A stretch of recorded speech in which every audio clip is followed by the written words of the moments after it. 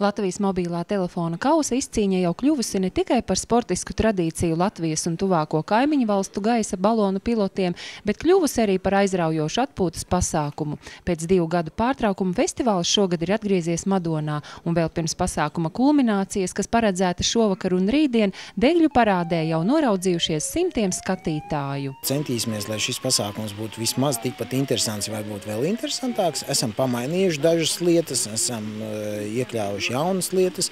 Domājam, piekdienas vakarā veikt spīdēšanu vairākās Madonas vietās, ne tikai estrādē, jo sestdienā domājam rīkot īpašu līdz šim nebijušu Degļu šovu, jo muzikāli, jo blakus izstrādē, teiksim, lai tie cilvēki, kas atnāks, lai viņi varētu vērot. Tā kā es domāju, ka šis pasākums būs liels un grandios. Gaisa balonu lidojumi ir atkarīgi no laika apstākļiem, un kaut arī lietus dēļ ir nācies atcelt šī vakara lidojumus, sacensību organizatori ir gandarīti, ka puse lidojumu jau ir veiksmīgi norisinājušies.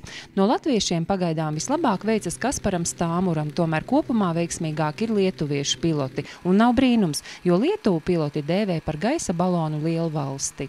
Lietuvā gaisa baloni bija ātrāk, senāk radušies jau 80. gadu beigās. Un daudz Latvijas piloti ir Lietuvā mācījušies. Mums tas tā kā no Lietuvas vairāk nācis, šobrīd lēnām, bet panākam viņas. Protams, ir kur augt. Pierasts, ka gaisa balonus mēs vērojam vasarīgās debesīs, savukārt pieredzējušākie piloti uzskata, ka vislabāk lidojumu var izbaudīt ziemā. Man labākais šķiet ziema īstenībā, bet Latvijā tās ziemas dienas lidojumus ir maz, diemžēl, jo ir laikapstākļi un tās smukās foršās ziemas ir maz. Populārākais noteikti ir vasara, bet principā vislabākā sezona lidošanai ir tad, kad var lidot. Tad, kad ir forši laikapstākļi, tad tas lidojums ir un tad tas ir visforšākais katrs lidojums. Cilvēku interesi ir liela, jo mums ir diezgan daudz raksta un interesējās, kā var viņiem izlidot, kur izlidot savos pasākumos, savās dzimšanas dienās, kāzās.